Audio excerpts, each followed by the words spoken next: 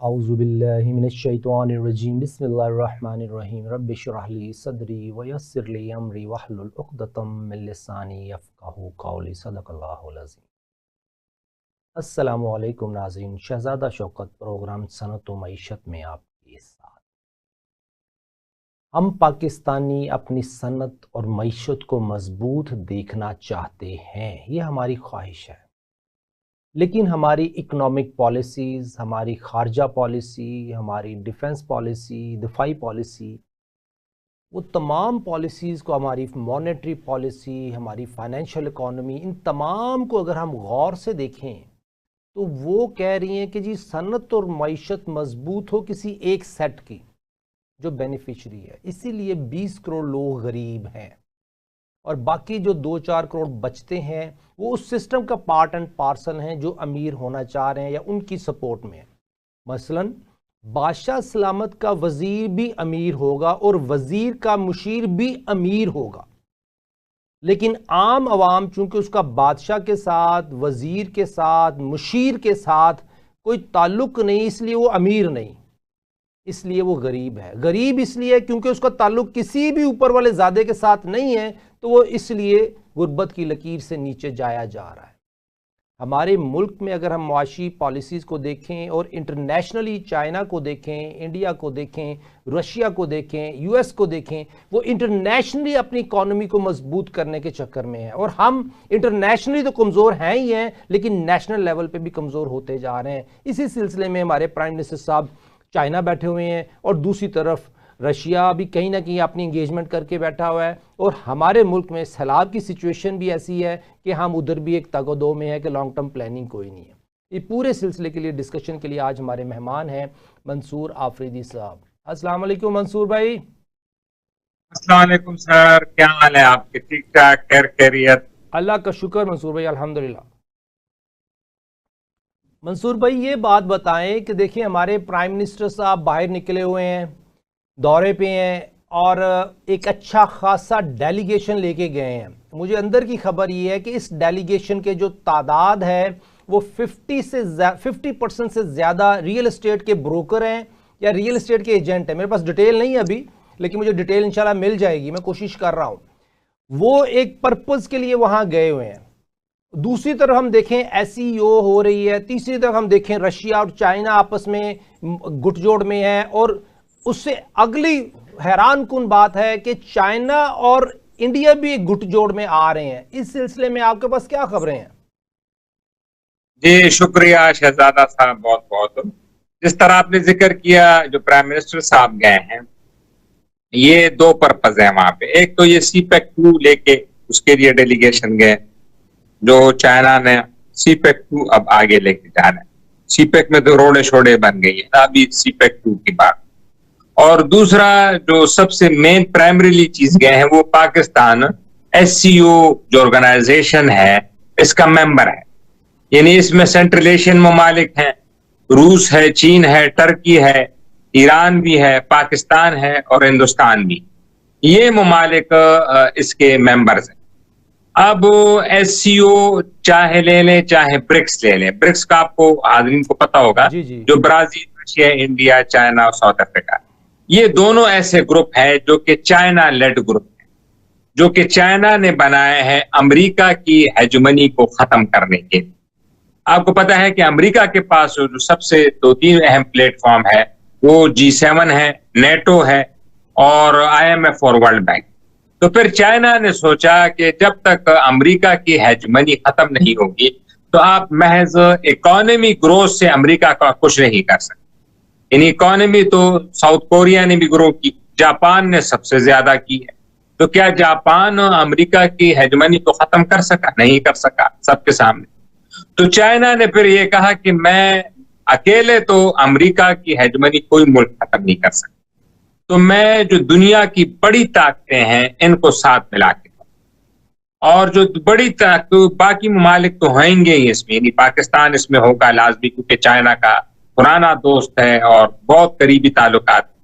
इस तरह central Asia की रियासतें होंगी। लेकिन चाइना ने सोचा कि जो रूस और चीन है इनको अगर मैं तब तक साथ, रूस और हिंदुस्तान, इन दोनों को साथ नहीं मिलाऊंगा तो तब तक मुश्किल है अमेरिका को चैलेंज करना। उसकी वजह यह है कि चीन की तरह हिंदुस्तान भी बहुत बड़ा मुल्क, आबादी के लिहाज से भी, रकबे में भी, और दूसरा ये कि दुनिया की चौथी बड़ी इकोनॉमी भी है और तीसरी बड़ी इकोनॉमी बनने वाली। एक तो ये है, और रूस जो है उसका जो मेन दो चीजें हैं वो है दिफाई साजो सामान, जो अमेरिका के बाद टक्कर का अगर किसी मुल्क का है तो वो रूस का है, चाहे जितने भी निजाम आप देख लें, असलहा। और दूसरा वो कुदरती जहायर से मालामाल मुल्क, यानी आप अंदाजा लगाएं कि सऊदी अरब से भी कई गुना तेल उसके पास है दुनिया में, और ईरान से भी कई गुना गैस उसके पास है। तो चीन ने यह कहा कि मैं दो मेन पिलर बनाऊंगा अपनी पॉलिसी, यानी रूस और हिंदुस्तान, और बाकी जो छोटे ममालिक है पाकिस्तान, ईरान वगैरह, ये तो होंगे ही। तो इसमें अब तक कामयाबी चीन को नहीं हो सकी। इसकी वजह यह है कि जो इसका अहम पिलर है, जो फ्लैगशिप मुल्क कह लें, वो हिंदुस्तान, और वो हिंदुस्तान अमरीकी कैम्प में था। अमरीकी कैम्प में हम ये कह सकते हैं कि फुली अमरीका कैम्प में तो नहीं था, लेकिन जितनी भी उसकी क्वाड हो गया, बाकी टेक्नोलॉजी, वो अमरीका के साथ डिपेंडेंट था बहुत। तो चीन ने चाह के भी ब्रिक्स और एससीओ में इतनी कामयाबी नहीं मिली। अब देखें कि ब्लेसिंग इन डिस्गाइज, जिसको अंग्रेजी में कहते हैं, चीन के लिए ये हो गया कि जो डोनाल्ड ट्रंप साहब है, ये एक blessing in disguise. Donald Trump साहब ने हिंदुस्तान पे टैरिफ लगा दी, और वो तेल लेने पे टैरिफ लगा दिया कि ये तेल 3 साल से हिंदुस्तान ले, लेकिन बाइडेन ने नहीं लगा। और फिर ये सीज फायर पे भी मामला हुए मोदी के साथ डोनाल्ड ट्रंप के। ये सब कुछ मिल मिला के तो अमेरिका और हिंदुस्तान में दूरी पड़ी। अच्छा, अमेरिका को ये अंदाजा था कि हिंदुस्तान क्योंकि हम पे डिपेंडेंट है एक्सपोर्ट वगैरह, तो ये इतनी जल्द अपनी पॉलिसी शिफ्ट नहीं करेगा। क्योंकि आप देखें ना, क्योंकि आपके ताल्लुकात 25 साल, कहते हैं 25 साल पुराना ताल्लुक है इन दोनों का, बुश जूनियर जब आए, स्ट्रेटेजिक ताल्लुक की बात कर। लेकिन हैरान कुन पे, जिस पे सबको हैरानी है, जिस पे बैनुल अक़वामी मीडिया पे हैरानी है, कि हिंदुस्तान ने 1 महीने की तरफ अपनी पॉलिसी में यू टर्न मार, और चीन ने भी उसमें कोई हेसिटेंट शो नहीं किया। यानी चीन ने और रूस ने भी, उनका भी देखे कि उन्होंने ये नहीं सोचा कि ये मुल्क तो अभी तक हमारे कहने पे हमारे साथ नहीं आ रहा था, हर चीज में अमेरिका के साथ खड़ा था, नेटो के साथ खड़ा था, तो अब हम इसको जरा करें, जिस तरह हमारे यहाँ होता है कुछ बंदा वापस आए तो उसको कहते जरा इसको जरा हीट दें, इसको जरा सताए, उसको पता चले। तो चीन और रूस ने भी ये नहीं, और उसमें मुझे जो लगता है मेन चीज ये हुई है, हो सकता है चीन चाह रहा भी यार हिंदुस्तान को हम जरा टफ टाइम दें, उसको इतनी बात ना, लेकिन रूस ने जब देखा कि ये मुल्क मेरे तेल पे सारे मगरिब के सामने खड़ा हो गया, तो रूस ने फिर चीन को मनवाया है इस बात, क्योंकि चीन का भी इन्हिसार रूस पे काफी, रूस का तो इन्हिसार चीन पे है ही है, लेकिन चीन का भी रूस पे है। और वो कैसे है, दिफाई साजो सामान, जो टेक्नोलॉजी है, जो कि फार्मूले हैं, वो सारे रशियन है चाइना के पास। इवन जो हमारे JF-17 जो जहाज भी बने हैं, ये भी रशियन टेक्नोलॉजी। तो चीन रूस को नाराज नहीं कर सकता किसी कीमत, और रूस हिंदुस्तान को किसी भी कीमत पे नाराज नहीं कर सकता। तो इस वजह से इन दोनों की कुर्बतें बढ़ी। और मैं तो हैरान हूं कि जो चीनी सदर ने बयान दिया कल, जब इनकी तस्वीरें आई और सारी दुनिया में वो तस्वीरें चली, सारी दुनिया ने देखा कि नरेंद्र मोदी साहब बीच में खड़े हैं, और राइट साइड पे पुतिन खड़े हैं, लेफ्ट साइड पे जिनपिंग खड़े हैं, और उन दोनों का हाथ मोदी साहब मिला रहे हैं आपस में। यानी होना तो चाहिए था कि रूस के सदर चीन और हिंदुस्तान के वजीर आजम के हाथ को मिलाता कि मैंने इन दोनों की सुलह करी, लेकिन नरेंद्र मोदी ने दोनों का हाथ पकड़ा, और पुतिन और जिनपिंग का, और हाथ मिलाया, और सारे कैमरे लगे हुए, और मगरिब को एक पैगाम दिया कि अगर आपका यही वतीरा रहा, ग्लोबल साउथ जिसको कहते हैं, ग्लोबल साउथ मतलब जो गरीब मुल्क है, जो तरक्की पजीर है, इन ममालिक, अगर आपका हमारे साथ यही रवैया रहा तो हम सारे इकट्ठे हो जाएंगे आपके खिलाफ। तो ये तो एससीओ का जो अभी तक तनाजुर है, वो आपने सवाल पूछा, वो मैंने आपसे शेयर। इसमें आप बड़ी मेहरबानी अपनी बहुत एक्सप्लेन कर दिया पूरे सिनेरियो को कि चाइना कहाँ खड़ा है, रशिया कहाँ खड़ा है, हिंदुस्तान खड़ा है। इस पूरे सिनेरियो में पाकिस्तान कहीं भी नजर नहीं आया। इस पूरी डिस्कशन में हमारे प्राइम मिनिस्टर साहब कहीं भी नजर नहीं आए। उसकी क्या वजह है? नहीं, प्राइम मिनिस्टर साहब तो नजर आए माशाल्लाह। उन्होंने जरा वो दूर से सदर पुतिन साहब को सलाम किया, तो फिर पुतिन साहब ने सलाम दिया और उनसे हाथ मिलाया, तो वो अटेंशन तो उन्होंने ले ली उस मजमे। लेकिन क्योंकि प्राइम मिनिस्टर साहब, ये देखें, बात ये है कि मैं अप्रिशिएट करूंगा शहबाज शरीफ साहब के इस एक्शन को कि उन्होंने मुल्क की खातिर ये देखा कि अगर कहीं मैं इग्नोर हो रहा हूं तो मैंने अपनी प्रेजेंस शो करनी है। That is a good sign on positive note. ठीक है, हमारे लिए मुश्किल है, हम छोटे मुल्क हैं, हमारी इकोनॉमी का साइज इतना नहीं है, हमारी फाइनेंशियल इकोनॉमी तो कुछ भी नहीं है। तो इस सिचुएशन में अपनी प्रेजेंस शो करना ये ऐसे ही है जैसे कि पिंड का बहुत बड़ा चौधरी और कहीं ना कहीं एक हमारा शरीफ आदमी स्कूल मास्टर वो अपनी प्रेजेंस शो कर रहा हो कि चौधरी साहब मैं भी आया। हाँ जी, हाँ, नहीं बिल्कुल, मैं तो ये कह रहा हूँ कि उन्होंने सही किया। असल में ये जो मैंने आपको कॉन्टेक्स्ट बताया, ये ग्लोबल से नहीं आ रहा। जी। और ये जो आपने बड़ा अच्छा जिक्र किया चौधरियों का, ये चौधरियों की लड़ाई। ये 3 चौधरी इस तरफ आ गए और एक ट्रंप चौधरी साहब और यूरोप चौधरी साहब वो दूसरी तरफ है। तो ये तो चौधरियों की लड़ाई है। हमें इस लड़ाई में नहीं पड़ना, पाकिस्तान को इस लड़ाई में नहीं पड़ना, ना हमारी जरूरत, ना हमने ग्लोबल एजेंडा बनाना है, ना हमने सुपर पावर बनना है चीन और हिंदुस्तान और रूस की तरह, ना हमने कोई इस तरह जो आईएमएफ और वर्ल्ड बैंक है इसके पैरेलल पे कोई बैंक बनाने हैं, ना हमने डॉलर के मुकाबले में कोई करेंसी लाए।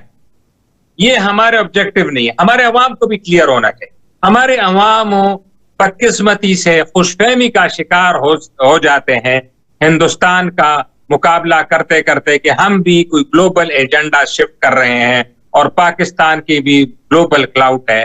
ये अगर हम इससे निकल आए तो हमारे मसाइल बड़े सादा हैं, हमारे उसके हल भी बहुत सादा हैं और हमारी जिंदगी भी बहुत अच्छी है, क्योंकि हमने ये चीजें करनी नहीं है ना। हमने, आपको पता है, हमने तो हम ट्रंप साहब को जवाब दे सकते हैं अमेरिका को कि हम चीन के साथ खड़े हैं और आपके सारे जो डोमिनेशन है हम इसको चैलेंज कर रहे हैं। हमारे वजीर आजम साहब कह सकते हैं? नहीं कह सकते ना हमारे कोई बड़ा कह सकता है कि अमेरिका को तड़ी दे दे कि आप जाने, आपका काम जाने, मैं चीन और रूस के साथ खड़ा हूं।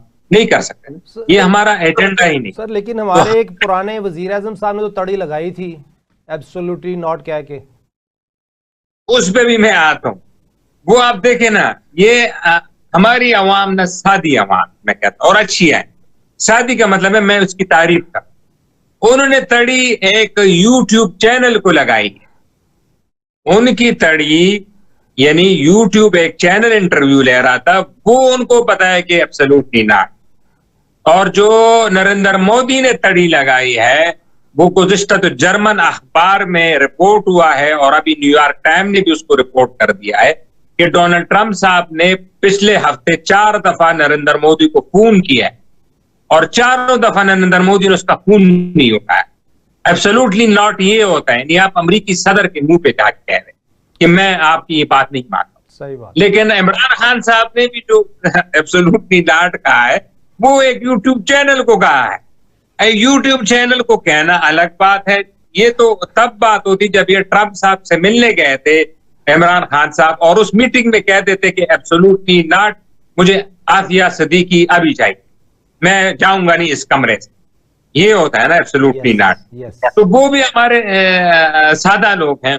उन्होंने मतलब मैं ये कहता हूं कि ये कोई अच्छी पॉलिसी नहीं है।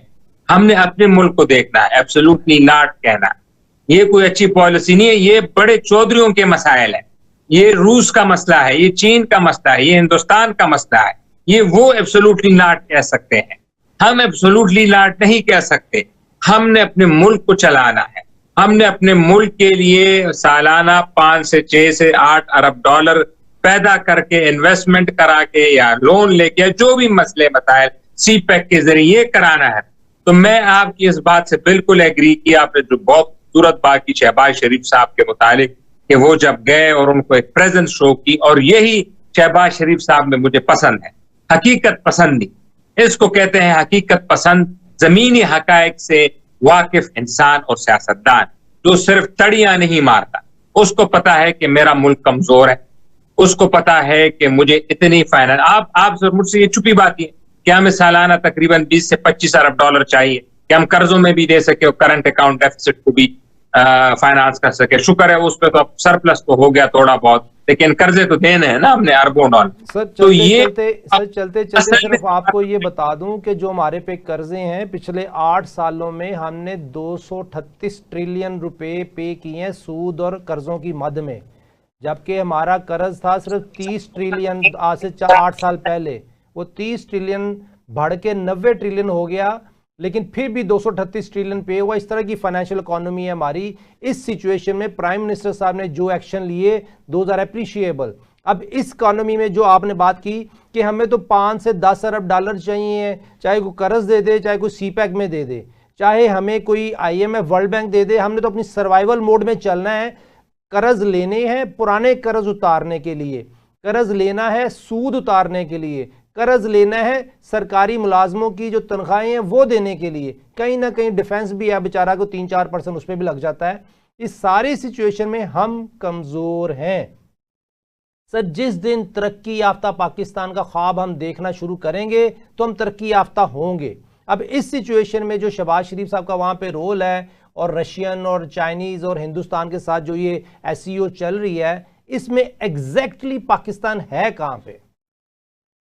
अच्छा, अभी जो SCO है, जो SCO का ग्लोबल एजेंडा है, उसमें तो हम बड़े एहतियात से चल रहे हैं। यानी हम ये नहीं चाहते हैं कि हम चाइना की दोस्ती भी खराब हो जाए, और ये भी नहीं चाहते कि अमेरिका के बैड बुक्स में आ जाए। ताकि आपको तो पता है कि अमेरिका के बैड बुक्स में आने का मतलब है कि IMF और वर्ल्ड बैंक से फंडिंग नहीं मिलेगी, क्योंकि आपको पता है कि वो 20% कंट्रोल तो अमेरिका के पास है, माई बाप के पास, और EU को भी मिला ले तो 30-40% बन जाता है। फाइनेंशियल इकोनॉमी डॉलर टर्म में, यूरो टर्म में तो सारी अमेरिका ही कंट्रोल कर रहा है, क्योंकि फाइनेंशियल इकोनॉमी अमेरिका के पास है, वही एक उसकी स्ट्रेंथ है। फिजिकल इकोनॉमी उसकी स्ट्रेंथ नहीं, फिजिकल तो इंडिया, चाइना और रशिया के पास है ज्यादा। अमेरिका कंट्रोल करता है करेंसी उसने अपनी डॉलर की डिमांड के लिए कंट्रोल में रखी हुई है। जो कोई उसकी डिमांड के अंदर कोई ऐसी पॉलिसी आ जाए, दुनिया में कोई भी ऐसी पॉलिसी ले आए जो डॉलर की डिमांड को इफेक्ट करेगी, उनके चारों तबक रोशन हो जाएंगे। उनके चारों ने 14 तबक रोशन करके वो उसके खिलाफ आते हैं कि इसने हमारे पिलर को छेड़ा, इसको नहीं हमने छेड़ना। जी बिल्कुल ऐसा ही है। और इसीलिए अमेरिका, जो बाज मुबस्सिरीन और जो गैर मुल्की मुबस्सिरीन कह रहे हैं कि रूस का तेल लेना हिंदुस्तान पे एक बहाना है, असल निशाना जो ब्रिक्स है, जिन्होंने अभी करेंसी लानी है डॉलर के मुकाबले, जो मुश्तरक, और जो ब्रिक्स का जो स्कोप है आप वो देखें ना, उसमें ईरान भी आ गया। ईरान का मैं क्यों नाम ले रहा, ईरान का ब्रिक्स में आना एक सबसे बड़ा खतरा है अमेरिका की पेट्रो डॉलर इकोनॉमी। अब अगर ये करेंसी बनाते हैं तो ये तकरीबन 3 अरब की, तकरीबन 3.5-4 अरब की आबादी की करेंसी होगी। यानी चीन, हिंदुस्तान, पाकिस्तान तो नहीं है ब्रिक्स में, चीन, हिंदुस्तान, रशिया, ईरान, ये ममालिक, नाइजीरिया वगैरह जो अफ्रीका के भी हैं, इनकी जब करेंसी ये कोई 3-3.5 अरब। और जो दूसरा, ईरान अगर कल ये कतगन लगा दे सारी दुनिया पे, क्या आपने मुझसे अगर तेल लेना है सऊदी अरब की तरह, तो आपने जो ब्रिक्स की करेंसी है इसी के थ्रू लेना है। जी, ब्रिक्स की करेंसी के थ्रू हम तेल लेंगे, यही उनका एजेंडा है। इससे ईरान को बेनिफिट जरूर पहुंचेगा। मंसूर आफरीदी साहब, बात को यहीं से कंटिन्यू करते हैं एक छोटे से वक्फे के बाद। वेलकम बैक नाज़रीन, शहजादा शौकतपुर और सनत मईशत में आपके साथ। हम ब्रेक पे जाने से पहले बात कर रहे थे कि ब्रिक्स एक ऐसी currency, Brazil, Russia, India, China और अब ईरान भी उसमें साथ आ रहा है कि अपनी करेंसी हम बनाएं डॉलर के मुकाबले में, ताकि एटलीस्ट वो कमोडिटीज़ जो इन मुल्कों से, इन कंट्री से प्रोड्यूस हो रही हैं, वो हम एक कॉमन करेंसी में डील कर सकें और यूएस की डिमांड, यूएस डॉलर जो हमें ख़रीदना पड़ता है उससे जान छूट जाए। इस सिलसिले में हम बात कर रहे थे मंसूर आफरीदी साहब के साथ। वेलकम बैक नाज़रीन। मंसूर आफरीदी साहब, आप हमारे साथ हैं इस वक्त? अस्सलाम वालेकुम जी। जी जी जी बिल्कुल सर, हम आपको ब्रेक पे जाने से पहले आप बात कर रहे थे ब्रिक्स एक ऐसी करेंसी जो ईरान भी उसमें शामिल हो रहा है ताकि हम डॉलर की जो डिमांड है उससे बाहर निकल सकें। इसके बारे में जो आप फरमा रहे थे, इसकी वजह से जो डॉलर है उसकी डिमांड पूरी दुनिया में कम हो जाएगी, लेकिन यूएस ये चाहता है कि मेरी करेंसी की डिमांड वो कम ना हो, बढ़ती रहे। उसी सिलसिले में वो बड़े उसने टैरिफ भी लगाए, उसने ये जो बिटकॉइन या क्रिप्टो करेंसी उसको भी प्रमोट करने की तरफ जा रहा है।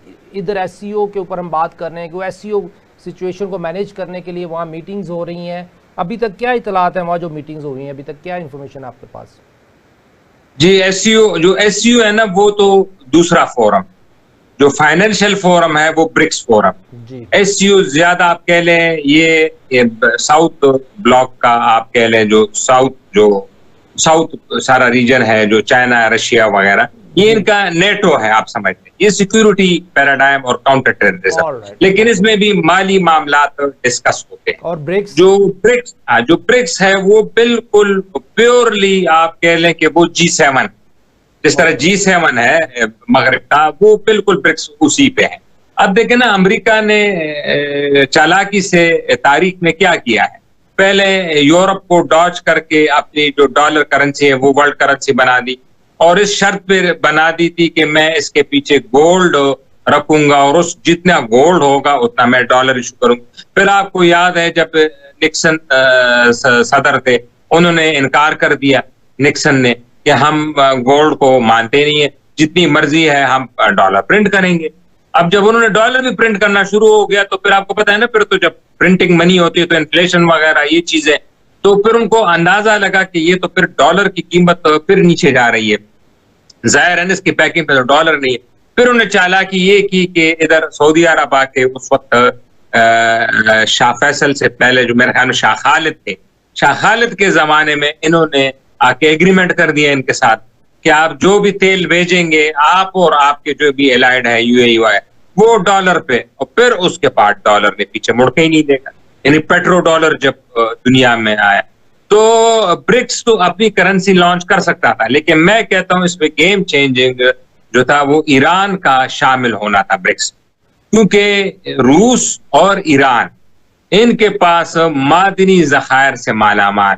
अगर ये दोनों ममालिक रूस और ईरान ये कहते कि हम जितनी भी अपने जखायर देंगे आपने ब्रिक्स की करेंसी में देना है, तो लोग तो कह रहे हैं ना कि डॉलर 20-30 साल में जाएगा या 100 साल में जाएगा। मैं कह रहा हूं 5 साल भी नहीं लगे, क्योंकि वजह यह है कि तेल और गैस ये अभी तक 100-150 साल से कहीं नहीं जा रहा। आप जितनी भी बातें सुन लें, ये जी सोलर आ गया, इलेक्ट्रिक आ गया, फलां एनर्जी आ गई, लेकिन जो मेन है, अभी आप देखें ना कितनी इलेक्ट्रिक गाड़ियां हो गई हैं दुनिया में, कितने परसेंटेज है, 5-10% भी अभी तक नहीं हुई। लोगों ने, गरीब आबादी वाले ममालिक खासकर चीन और हिंदुस्तान और पाकिस्तान, बांग्लादेश, इन्होंने तो तेल ही इस्तेमाल करना है और तेल से बिजली पैदा करनी है। तो ये तो बहुत मुश्किल लग रहा है कि अगर इन्होंने करेंसी बना ली तो डॉलर, और आप जब तक डॉलर को शिकस्त नहीं देंगे, डॉलर को मार्केट, तब तक आप अमेरिका से कुछ नहीं बिगाड़ सकते। अमेरिका, लोग कहते थे ना, सोवियत यूनियन ने अफगानिस्तान में 10 साल जंग लड़ी, सिर्फ 10 साल, और 10 साल के बाद सोवियत यूनियन के 16 टुकड़े हो गए, जितने भी है। इस तरह हर अमेरिका ने अफगानिस्तान में 20 साल, इराक में 20 साल लड़ी, उसके टुकड़े क्या, उनकी इकोनॉमी और ग्रो कर गई। वो क्यों ग्रो कर रही है कि उनके बैक पे डॉलर है जो कि ग्लोबल करेंसी है। उनको अगर मसला होता भी है तो वो डॉलर प्रिंट करके दे देते हैं अपने जो दिवालिया उनके कॉर्पोरेट होते हैं या इनकी फैक्ट्रियां होती हैं जो असला बनाने वाले, वो 2008 में तो सबसे बड़ा दिवालिया हो गए थे। ये सारे बड़े बड़े सिटी बैंक से लेके सबको डॉलर प्रिंट करके इन्होंने दे दिए। सर इसमें मैं एक चीज़ ऐड कर देता हूं कि पाकिस्तान जैसी इकॉनमी जो 24 करोड़ है उसके ऊपर कर्ज है 130-35 बिलियन डॉलर, सिर्फ 130 और 35, जबकि अमेरिकन इकॉनमी पे 33,000 बिलियन डॉलर कर्ज है, लेकिन उसको कोई इफेक्ट नहीं होता क्योंकि उसको जितना कर्ज है और जितना सूद आता है और जाता है वो सारे का सारा वो डॉलर करेंसी में, उसको डॉलर करेंसी खरीदनी नहीं पड़ती, उसको प्रिंट करनी है, बस उसको इलेक्ट्रॉनिकली ऐड करना है, दैट्स ऑल। उसका इम्पैक्ट पूरी दुनिया में चला जाएगा, जिसकी वजह से ना तो उनको खास कोई इन्फ्लेशन का सामना है, ना को खास महंगाई का सामना है, बल्कि उनको बेनिफिट मिलता है क्योंकि उन्होंने ही तो क्रिएट की है करेंसी। और नुकसान किनको होता है? जो करेंसी होल्डर है, मसलन जापान, चाइना, ये सबसे बड़े रिजर्व रखते हैं यूएस डॉलर के, इन्होंने कर्ज दिया हुआ है यूएस डॉलर का गवर्नमेंट ऑफ यूएसए को मोस्टली, तो ये काउंटर कर जाता है बहुत सारी चीज़ों में। इस पॉइंट ऑफ व्यू से, इस कॉन्टेक्स्ट में जो यूएस डॉलर है वो बेनिफिशियरी रहा है हमेशा, जबकि पाकिस्तान वो भी 24 हो रहा है, यूएस भी 24 करोड़ है, लेकिन हम कहीं भी मैच नहीं करते क्योंकि उन्होंने अपनी डॉलर की करेंसी की स्ट्रेंथ पिछले 150 साल में बनाई। इसमें मेरा सर सवाल ये है कि जब इन्होंने पैग किया अपनी करेंसी को और डॉलर वैल्यू को सऊदीया में बैठ के, तो इसका मतलब यह है कि फाइनल नेल इसमें, इस तबाही में जो डाला हमारे सऊदी दोस्तों ने डाला था। जी हाँ, बिल्कुल आपने सही पॉइंट आउट किया, क्योंकि देखिए ना, इनको रिटर्न में क्या दिया गया, जो कि सऊदी फैमिली, इनको रिटर्न में ये दिया गया कि हम आपको स्टेबिलिटी देंगे, हम आपको ना सिर्फ सऊदी अरब में पावर में रखेंगे बल्कि आपको मिडिल ईस्ट में भी स्टेबिलिटी दें। तो आप देखें ना कि सऊदी अरब में कितनी अपराइजिंग हुई, जो बड़े बड़े बादशाह थे, तुनिसिया का ले लें बादशाह जो अली बिन जैद थे, फिर आप देख लें हुस्न मुबारक, फिर आप देख लें कद्दाफी, फिर आप देख लें सीरिया, सबके खिलाफ अपराइजिंग, सबके खिलाफ, और सब जा चुके हैं इंक्लूडिंग सद्दाम हुसैन, और कत्ल किया। लेकिन सऊदी अरब में आज तक कोई ऐसी अपराइजिंग नहीं हुई। हालांकि सऊदी अरब जो है वो एक कबायली निजाम से बना मुल्क, वहां पे जो कबायली सिस्टम है वो अभी भी एग्जिस्ट करता है और हर एक कबीले का एक सरदार है, और उनको कंट्रोल करना, इवन जब खिलाफत राशिदा थी उस वक्त इनको कंट्रोल करना मुश्किल होता था। तो अब तो छोड़ें, अब तो काफी टाइम गुजर गया, लेकिन उसके बावजूद सऊदी अरब में आज तक आप ये खबर नहीं सुन सकते कि डिस्टेबिलिटी आ गई, या उसके जो ममालिक हैं, कुवैत है, दुबई है, वहां भी डिस्टेबिलिटी आ गई। ये अमरीकी गारंटीड सिक्योरिटी है जो उन्होंने सिक्योरिटी दी है, और रिटर्न पे ये पेट्रो डॉलर की इकोनॉमी दुनिया में खड़ी गई। देखिए ना, डील हमेशा 2 वे होती है, 1 वे तो होती ही नहीं है कि आप कुछ लेते हैं मैं आपको रिटर्न में कुछ देता हूं। बाकी तो देखे ना, जो ईरान वगैरह है वो तो इनकलाब से बना है ना, मतलब उसमें तो मोनार्की नहीं है, वो तो इनकलाब के थ्रू आया, मोनार्की को खत्म। पहले यही ईरान जो था, जिसको हम कहते हैं एंटी वेस्ट है, ये सबसे बड़ा हेड ऑफिस हुआ करता था यूरोप और अमेरिका का। जो शाही ईरान थे उसको तो कहते थे ये अमेरिका की एम्बेसी है एशिया में, यानी अगर कोई एम्बेसी थी या जो रीजन था वो ईरान था। उस वक्त ईरान के थ्रू ही सारी पॉलिसियां रन करते थे, लेकिन जैसे ही वहां से वो आउट हो गया शाही ईरान, और इधर से फिर उन्होंने सऊदी अरब के 70 की दहाई में पेट्रो डॉलर की इकोनॉमी कर दी है। अब ईरान को देखे ना, आप इस बात को हमारे नाज़रीन को समझनी चाहिए, एक बड़ा अहम पॉइंट, कि अमेरिका को क्या अब ईरान के इस्लाम से खतरा है? नहीं। क्या अमेरिका को यह खतरा है कि जो इस्लामी शिया इनकलाब ईरान में आया है ये अमेरिका यूरोप में आ जाएगा? नहीं। शिया तो वैसे भी मुसलमानों में कोई 10-15% है, वो तो दुनिया यानी मुसलमानों के 70% नहीं है, तो दुनिया के तो आबादी का तो फिर बहुत ही कम है ना। तो फिर अमेरिका को ईरान से क्या खतरा है? मतलब आप देखें ना, वो कोई एटम बम बना रहे हैं। अब ये देखिए, लड़ाई तो साबित होगी ना, तो उनके पास एटम बम भी नहीं।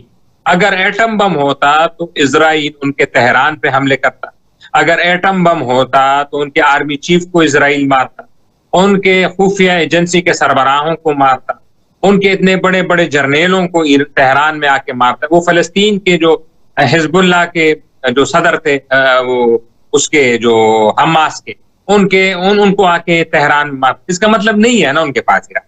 तो फिर क्यों अमेरिका ने ये 30 साल से एक नैरेटिव ईरान के खिलाफ बनाया है कि ईरान सारी दुनिया को तबाह कर देगा, सारे एटम बम कहीं फेंक देगा, इजराइल को खत्म कर देंगे। इजराइल से तो लड़ाई हो गई है ना ईरान, अब तो वो भी साबित हो। इजराइल को खत्म कर सका ईरान? नहीं कर सका, साबित हो गया ना। क्या कर दिया? इजराइल पे कोई बम मार दिया। इससे तो बड़ी लड़ाई नहीं हो सकती ना ईरान पे जो हमला किया गया, कि अमेरिका के B-52 तैयारे आ गए और उनके जो सो कॉल्ड न्यूक्लियर फैसिलिटीज थी उन पे भी हमला कर दिया।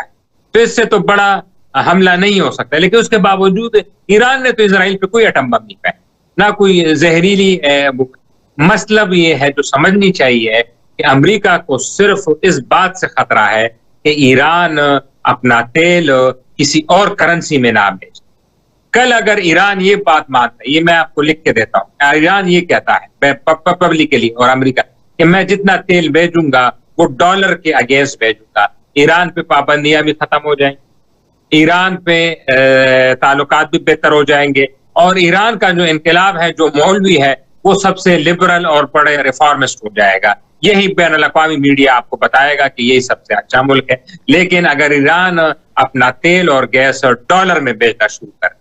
सर, इसमें हमारे मुल्क में ईरान और हमारा बॉर्डर पाकिस्तान का साथ साथ है, लेकिन हम ऑयल ऑफिशियली नहीं खरीद सकते, हम गैस ऑफिशियली नहीं खरीद सकते, हमें रूट करना पड़ता है BL थ्रू UAE कंपनीज और फिर इंपोर्ट करना पड़ता है। ये सारी सिचुएशन के एक साथ बॉर्डर होने के बावजूद हम नहीं कर पा रहे, नहीं कर सकते, लेकिन फिर भी ईरान खुश है, वो अपने काम निकाल रहा है और पाकिस्तान हाई प्राइस पे ऑयल सऊदीया से GCC से ख़रीद रहा है। इसका नुकसान तो मुझे और आपको एज ए पाकिस्तानी है ना, कि वही ऑयल जो हमें 30-40% सस्ता मिल सकता है, बल्कि 50% सस्ता मिल सकता है, फ्रेट भी हमें सेव हो सकता है, वो हम महंगा तरीन खरीदते हैं सिर्फ खुश करने के लिए डॉलर को, डॉलर इकोनॉमी को। उसकी वजह है, आपने जिस तरह बड़ा अच्छा बयान किया समझाना था, ईरान हमारा हमसाया है, यानी हमसाया है, करीब है, कोई चीज लेने में दिक्कत भी नहीं है, जो कि ट्रांसपोर्टेशन कॉस्ट है वो भी नहीं है, तो फिर क्यों नहीं खरीद सकते। और दूसरी तरफ आप देखें, जो हमारा हमसाया हिंदुस्तान है, वो रूस कितना दूर है, यानी आपको कैस्पियन सी जाना पड़ता है, फिर मेडिटेरियन सी जाना पड़ता है, कोई पाइप भी नहीं है वहां से, फिर भी वो रूस से तेल खरीद रहा है। वो और क्यों तेल खरीद रहा है कि ट्रंप ने टैरिफ 50% लगा भी दिए, यानी उनके जो अंदाजे आ रहे हैं कि $50 अरब हिंदुस्तान को एक्सपोर्ट में नुकसान होगा, लेकिन फिर भी हिंदुस्तान कड़ा है कि मैंने रूस से ही तेल लेना। ये क्यों कड़ा है? क्योंकि अमेरिका ने $50 अरब पे टैरिफ लगाया है ना, उनके 700-800 अरब एक्सपोर्ट्स पे तो नहीं लगा है ना। ये हिंदुस्तान लाजमी फिर अमेरिका की बात मानता अगर 700-800 अरब सारे चले जाते हैं हिंदुस्तान से। तो हमारा मसला ये है कि हमारा तो डिपेंडेंसी ही IMF है ना सर। IMF अगर हमें लोन नहीं देता जिस साल, तो हमारा डॉलर 170 से 260 पे चला जाता है, पेट्रोल की ऊपरी चली जाती है। तो अगर IMF हमें लोन नहीं देगा तो फिर हमारा तो खाने पीने के लाले पड़ जाएंगे ना। IMF ने तो हमें लोन दे दिया ना दोबारा, वो कहता है जी 2035 तक आपको 6 बिलियन डॉलर से लेके 8 बिलियन डॉलर तक का हम आपको जो आपने सूद देना है और रीस्केड्यूलिंग हम करते रहेंगे, आप हमारे खिलाफ बोले नहीं बस। लेकिन उस सारे सिनेरियो में जो मैंने अभी थोड़ी देर पहले कहा कि 238 ट्रिलियन हमने सूद और कर्ज की मद में पिछले 7-8 सालों में पे किया है, ये सोल्यूशन नहीं है। देखिए इंडिया को देखा हमने कि उसके ऊपर टैरिफ लग गया, उसने फौरन असेस किया कि मेरे टैरिफ में मेरा नुकसान कितना है। उसने रशिया के साथ में भी आई एम श्योर उसने रशिया को कहा देखो भाई मेरे ऊपर इतने बिलियन डॉलर का लॉस है इस टैरिफ की वजह से, तो रशिया ने तो उतना डिस्काउंट दे दिया होगा, ऑयल में उसे डबल दे दिया होगा, वो तो रशिया की गोद में जाके बैठेगा। लेकिन हम पाकिस्तानी हुक्मरान, खास तौर पे ब्यूरोक्रेसी, खास तौर पे बिजनेस कम्युनिटी, खास तौर पे जो हमारी ये पॉलिटिकल एलीट है और हमारी मिलिट्री और ब्यूरोक्रेसी एलीट जो है, उसको ये समझना चाहिए कि हम पाकिस्तानी चाहे छोटे हैं लेकिन स्ट्रेटेजिक लोकेशन पे बैठे हैं। हमारी स्ट्रेटेजिक लोकेशन की वजह से बिलियंस ऑफ डॉलर हम एटलीस्ट अपनी पॉलिसी मेकिंग में थोड़ी सी रिफाइनमेंट ले आए तो कर सकते हैं। हम कशकोल लेके फिर रहे हैं, पिछले 6 सालों से FDI के लिए कशकोल लिया हुआ FSI SIFC में बैठ के, लेकिन खातिर खा नाकामी खातर खा नाकामी हो रही है। सिर्फ उसकी वजह ये इनकंसिस्टेंट पॉलिसीज। इंडिया अपने लिए सोचता है, पाकिस्तान अपने लिए नहीं सोचता। पाकिस्तान देखता है कि दूसरों का बेनिफिट कहाँ है। अभी ये जो आपने बात की सर, इसको छोटा सा कूजे में बंद करें कि ये जो IMF और वर्ल्ड बैंक 2-4-6 बिलियन डॉलर की बात है, ये हम आने वाली नस्लों को पहले ही हमने बंदी रख दिया हुआ है, उनको गुलाम बना दिया हुआ है। अभी भी हम उसी सोच में है कि 2-4-6 बिलियन डॉलर, इससे बाहर क्यों नहीं निकल सकते हम सर?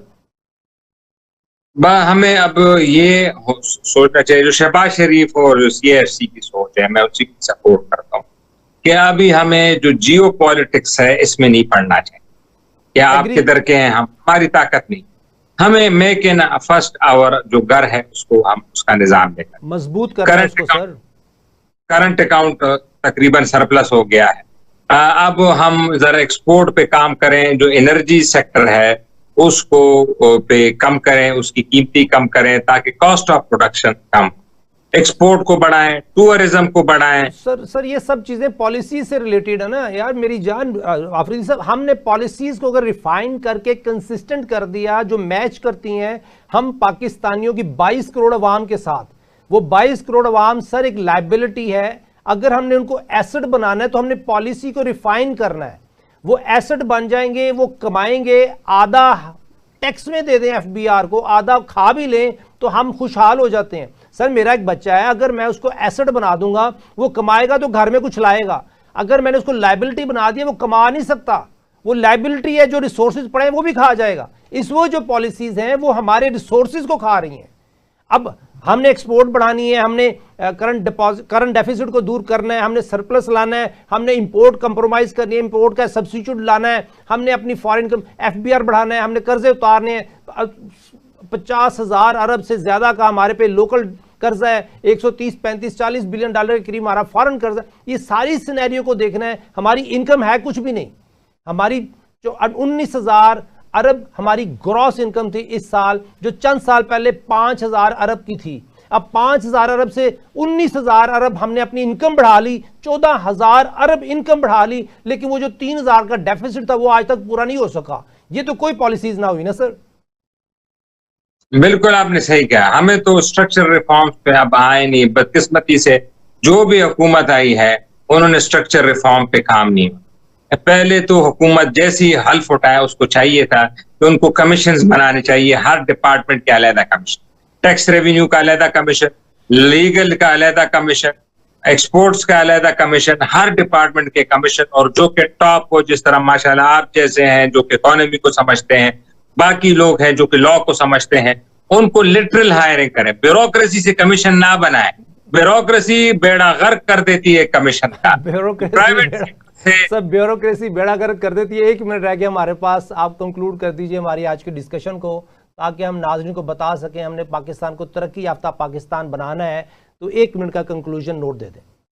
जी, मैं यही कंक्लूजन है सर के ब्यूरोक्रेसी पे बिल्कुल इन्हिसार ना करें। जो भी हुकूमत है या ये जो मियां साहब की हुकूमत, आप कमीशन करें, लिटरल हायरिंग करें। लिटरल हायरिंग का मतलब है कि प्राइवेट सेक्टर से चार्टर अकाउंटेंट, डॉक्टर्स, लॉयर्स, इनको करें, उनको कमीशन का सरबराह बनाएं, उनको फुल अथॉरिटी दे कि आपकी जो रिपोर्ट आएगी मैं मनो अन इम्प्लीमेंट करूंगा, चाहे मेरी हुकूमत भी उस पर चली जाए, कोई परवाह नहीं।